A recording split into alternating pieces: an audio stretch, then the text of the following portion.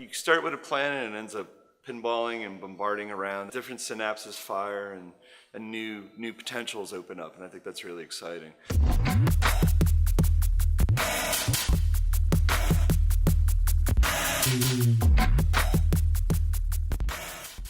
Most of my media are painting and drawing and related two-dimensional things. But a lot of times I will make a body work like oil paintings, and then I'll kind of shift and go back to making a body work that are drawing and collage based.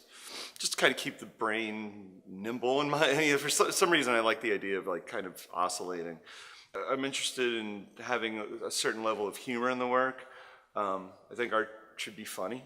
That doesn't mean it's not serious, but I'm a big fan of humor in work. I feel like humor is very important to me in general. So, and it's also, you know, relates to this kind of tug between, I would say, you know, being a biological person, being a social person, a cultured person, negotiating those boundaries, having urges, and then all the weird social constructs we put up around the body and sexuality. I also like to kind of make images that make me feel weird. You know, because sometimes the work takes on its own life, and sometimes you're like, oh, I don't know if I agree with this drawing I just made, but that means something. So there's, you know, I'm not a big fan of like controversy or shock, but I'm interested in provocation. So, and I think that's, I think the subject matter that I'm interested in, there's never a lack of provocation from external forces. So I think it's, you know, just keep mining it for new things all the time.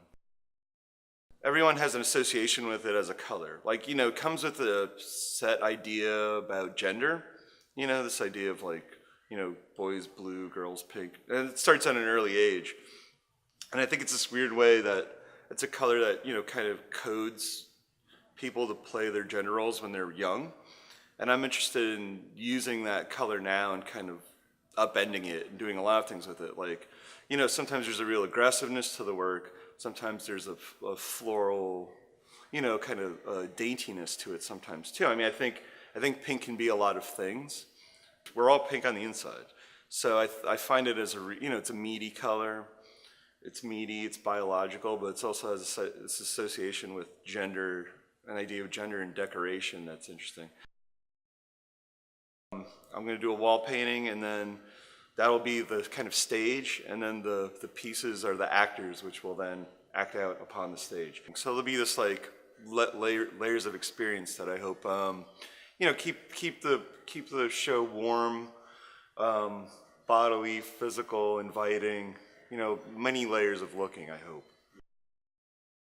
You know, there's not a lot in this area, and I feel like, you know, it's something we can control and do, and hopefully, like, just, you know, add to the art dialogue in the area. So it's you know, because there's not a lot here, I feel like we can mold and control a lot of it, or, you know, get things going that you feel are lacking. So there's something exciting about that.